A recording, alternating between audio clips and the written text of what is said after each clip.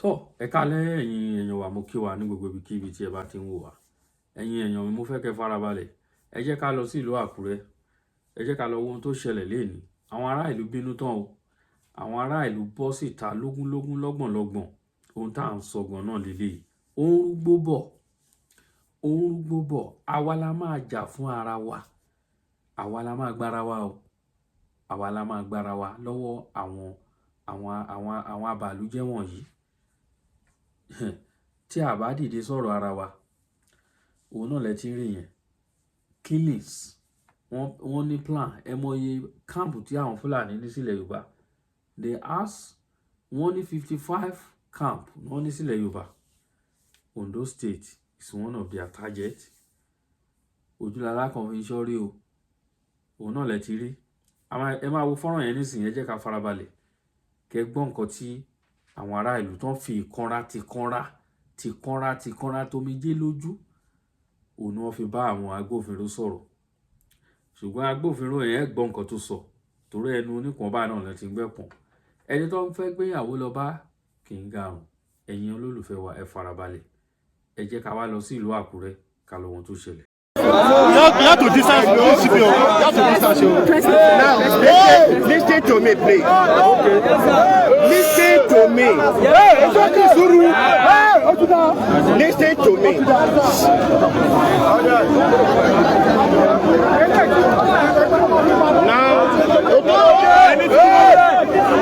Now, listen to me.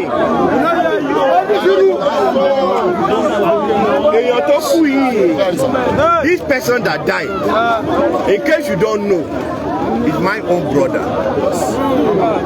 I'm a bona fide son, full-blown son of Kogi State.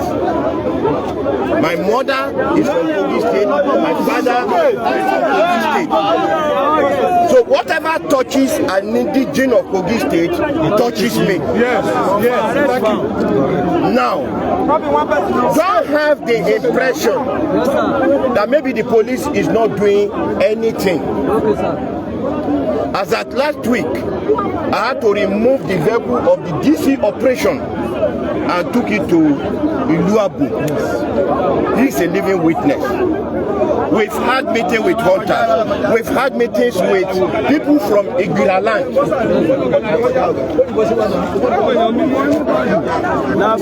I withdrew his vehicle so that we can have mobile men at Iluabu. If I open my phone now, you will see how they've been going around the bush, trying to see how we can apprehend these people who have been fighting you farmers. What has happened is a very, very unfortunate incident. And it is not by doing what we are doing now that results will come. What I expect us to do is for you people to nominate stakeholders. It may even be Okada person, it may be youth, it may be this, it may be that. And then you go to my office, you meet with me, we have meeting, we sit down and then we plan. That is how this thing is supposed to be addressed. So please, let me tell you one thing. Coming here is not going to resolve this matter. But going to my office, having a meeting with me, sitting down and planning and giving me information, me sharing my numbers with you, where there can be exchange of information. Let me talk, please. Is the solution to this problem. What are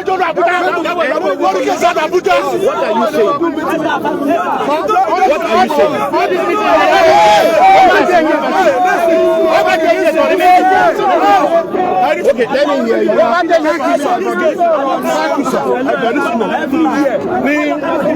I like to speak Yoruba.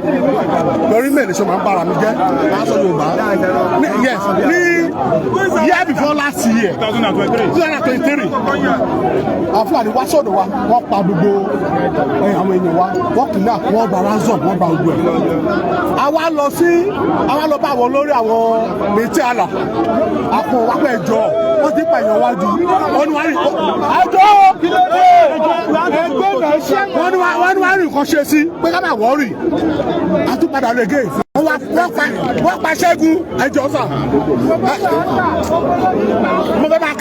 wa ni o wọ́n pa Ṣẹ́gun wọ́n ṣàpamọ́ èèyàn wá bíi 20 bí ẹ bá tún lọ sí àwọn akọ̀pẹ̀ ní SIB ọ̀gá ìwọ̀n arrest ẹ̀ SIB ọ̀gá àjọ ní sùn jáde ọ̀gá kọ́lá bẹ̀ wọ́n arrest ẹ̀ SIB wọ́n ní àwọn Fúlàní 23 yes CP yìí kọ́ àṣàlàyé ni kì í ṣàwọn àṣàlàyé ni.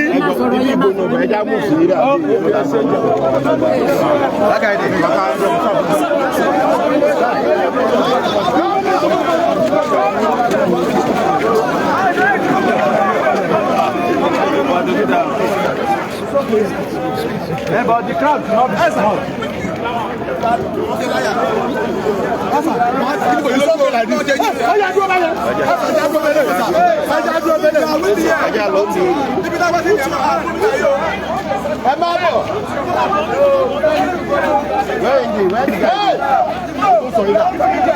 Oh, yeah, come now.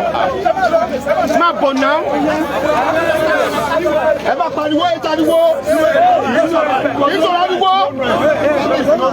Nígbà tí àwọn Fúlàní wọ́n gbọ́dọ̀ kọ́kọ́ ní lábìjọ́.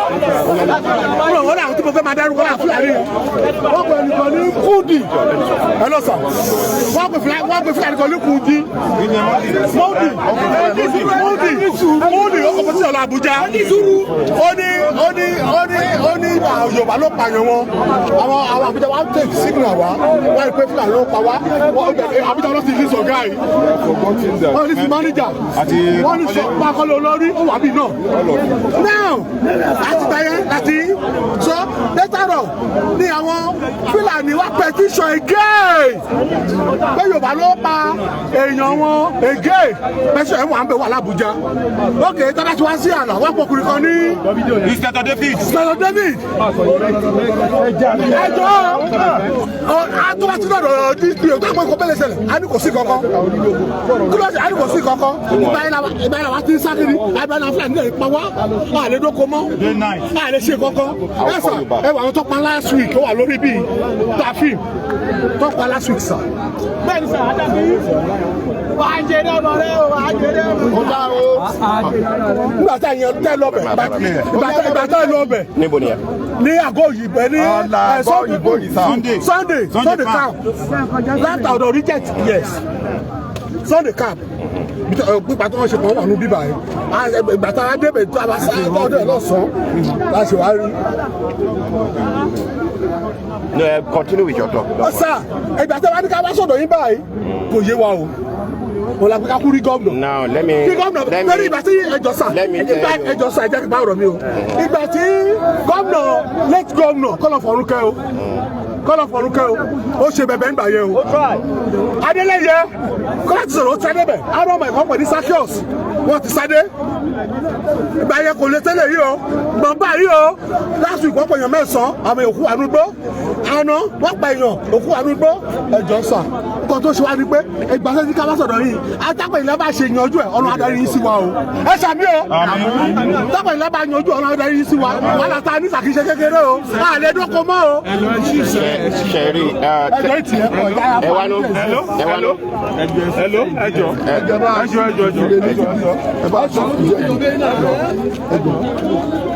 ẹ wá ló.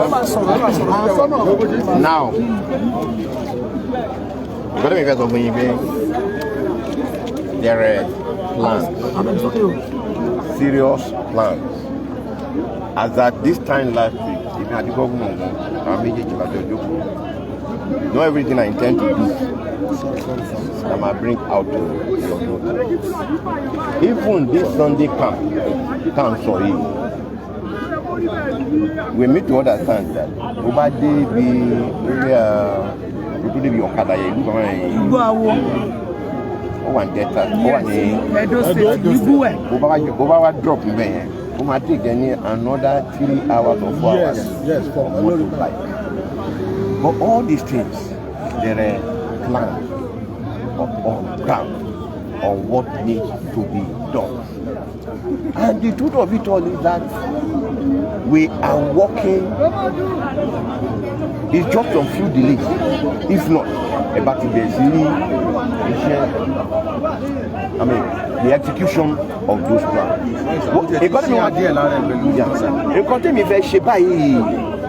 Is that I'm in the dark. Most of the things that are affecting you, but if you don't come to my office and come and share it with me, how will we be able to fine-tune our plan? So it's not about demonstration. You can sit down here, but the truth of it is that if me and you do not sit down in my office and strategize and plan, at the end of it, the same thing will still continue to happen. That's the reason why I'm pleading. Because if you call like Mama discuss security plan, come over to my office. At least 10 of you or 14 of you will all sit down and then brainstorm. You tell me, because you live there. Yes. You live with them. Yes. You know some of them. I don't live them. I don't know them. Information and then we'll be able to arrest this guy. So please, I have something doing by 12, but I can forfeit anything I'm doing now, so that you just pick your stakeholders and we'll carry you to my office. The meeting we hold in my office. You should know the extent to which I've gone. Who among you now will say, except those who have not attended the meeting I've had in recent time, I share my own personal number with people so that you'll be able to communicate to me. So what we want done now is that Echeliwano's office, and then we go and have a meeting, please. Go now to go and reinforce them for immediate effect. We go and go and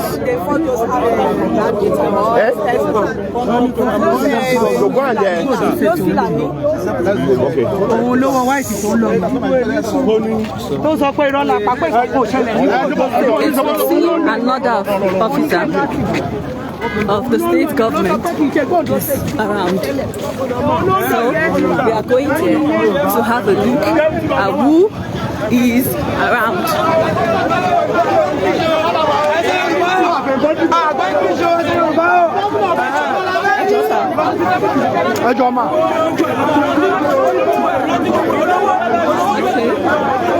Who is speaking?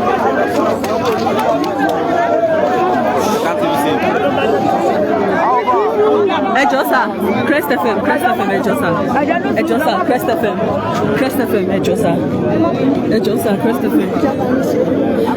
Crest FM.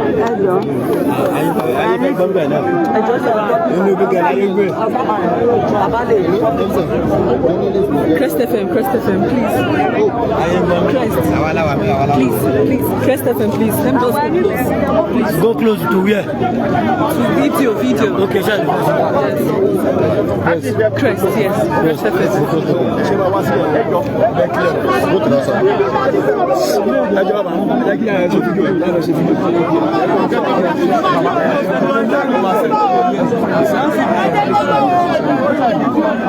Stop!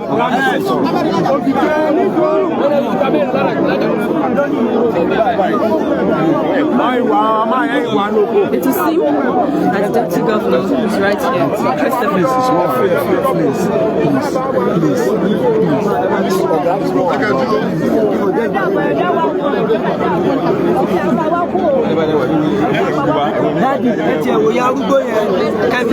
Deputy governor is here.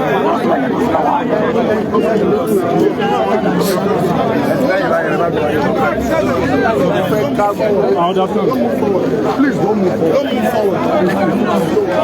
It's okay, officer.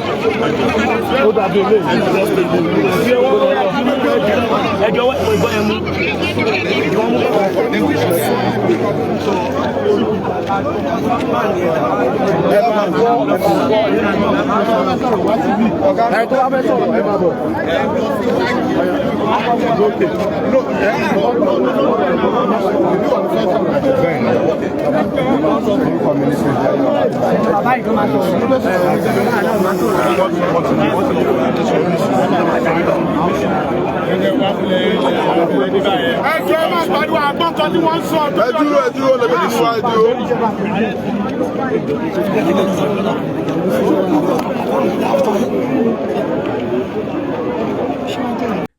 Let's go. Ẹ káàbọ̀ padà. Òun náà lẹ ti wò yẹn ló ní fẹ́rẹ́ jógí. Kò sí ọ̀rọ̀ àròyé púpọ̀. Ohun tí a fẹ́ kẹ́ mọ̀ ní wípé gbogbo ẹ̀yin ọmọ Yorùbá ẹ máa gbáradì.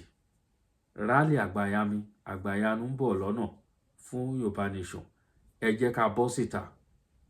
Ẹ jẹ́ ká bọ́ síta o. Ẹ̀kan lọmọkùnrin kú. Ikú kan dẹ̀ ní pàgàkà má bàa po lórí ẹ̀. Mo dẹ̀ mọ̀ pé èèyàn mi, ẹ̀yin olólùfẹ́ wa, ẹ ò ní kú kíkú kankan bí kò ṣe yíyè. Ẹni tó bá sọ pé ẹ kú òun ló máa kú síwájú yín. Ẹ jẹ́ ká bọ́ síta o fún rálì tó ń bọ̀ lọ́nà. Àwa la máa gbára wa. Àwọn Fúlàní ò lè wá pa wá tán. Ká káwọ́ gbéra ká máa wò wọ́n. Ṣé rí pé àwọn olórí wa wọ́n mọ tó yẹ kán ṣe ṣùgbọ́n wọ́n kàn wọ́n ṣe. Wọ́n ti fail láti ṣe nǹkan tó yẹ kán ṣe. Wọ́n mọ̀ nǹkan tó yẹ kán ṣe. Wọ́n mọ̀ nǹkan tó yẹ kán ṣe. They know the right thing to do, but they refuse to do it. So, in that simple case, ẹ máa retí wa o. Ẹ máa retí wa ní ìlú Àkúrẹ́, Ondo State. Ẹ máa retí wa l'Èkìtì State. Ẹ máa retí wa l'Ògùn, Ọ̀yọ́, Lagos State. Ẹ máa retí wa gbogbo orílẹ̀-èdè Yorùbá, gbogbo state ilẹ̀ Yorùbá. Ẹ máa retí wa. A máa bọ́ sí òde lógúnlógún lọ́gbọ̀nlọ́gbọ̀n láìsí wàhálà. Olóyè Sunday Gboro ń bọ̀. Bẹ́ẹ̀ ni ẹ máa retí bàbá Professor Banji Akíntóyè. Wọ́n ń bọ̀. Gbogbo àwọn olórí wa pátápátá ló ń bọ̀ nílé láti wá fún ìhónú wa. A máa fi ìhónú wa hàn. Bẹ́ẹ̀ ni mo dúpẹ́ lọ́wọ́ gbogbo ẹ̀yin èèyàn wa. A ní jù báyìí lọ fún àṣálẹ́ yìí. Mo kí wa. Ẹ bá wa pín ètò náà káàkiri. Ẹ bá wa máa tẹ comment. Ẹ bá wa subscribe. Ẹ bá wa máa turn pump sí orí program wa. Mo kí gbogbo wa o. Ẹ ní láfún. Ó dàárọ̀.